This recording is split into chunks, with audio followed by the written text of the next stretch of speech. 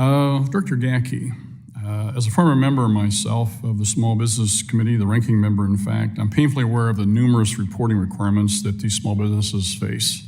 And now we've added another requirement on top of all the other ones.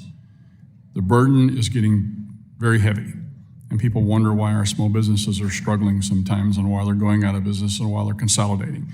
It's just one straw after another until finally one breaks the camel's back, and we're getting close on a lot of stuff. And this is another one of these rules.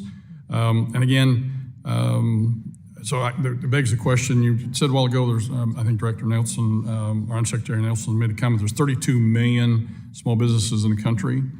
And apparently you're going to have a data report on every single one of them, is that correct? 32 million businesses in your database. Can you tell me why? The chairman made a comment a while ago about you're really only required to ask 4 questions, and yet you have 51 different data points. Why? Why did you expand your ability to ask more questions than what you're supposed to ask? Thank you, Representative Luetkemeyer. I want to stress that the data points are merely fields that go after the core requests of in a beneficial ownership report. And just to step back for a second, I have appreciated your comments here and then in conversations I've had with you about ensuring that this obligation is workable for small business. And we are taking pains to ensure that our filing system is simple, secure, easy to use, something that can be done without the need for professional help. And we have been told that it's taking most entities with simple structures no more than 20 minutes to fill out this form. There's 20 minutes here, 20 minutes there. By the end of the day, your whole day is busy filling out reports. You take 20 minutes, this agency takes 20 minutes, that local entity takes 20 minutes. Enough's enough.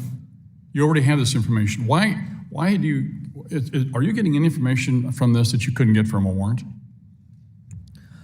Sir, I think, at this point we are populating the database, and I do think that this provides a greater degree and a greater way of getting transparency and compelling those shell companies that are acting as fronts for the movement of illicit money. Okay, well, tax evasion. I certainly agree that we have a problem and we need to be going after them, but what you're doing is enlisting all of the financial institutions and you're deputizing them basically to become law enforcement officers, which is wrong. And if they don't do what you say they ask them to do, then you get fined. That's not what their intent is. They're not law enforcement, they're financial folks. Now, you said you got a big settlement a while ago from Binance, is that right? Yes, $3 billion plus. Did anybody go to jail over that? So I defer to the Department of Justice for that, but I believe the founder of Binance, that process is ongoing. Okay, so somebody may go to jail yet. Okay, very good. Okay, one of the concerns, and the chairman had the same concern a while ago, is with regards to the access to this data. And a while ago, you listed off a whole list of different agencies.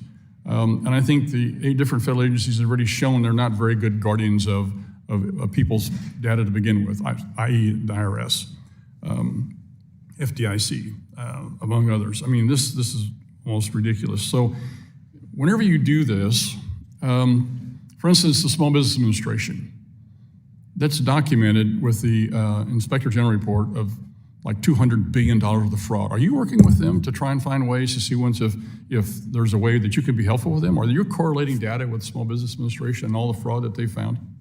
So we have worked very closely with the Small Business Administration in building the rules, but there are probably greater areas for our partnership when it comes to areas of fraud.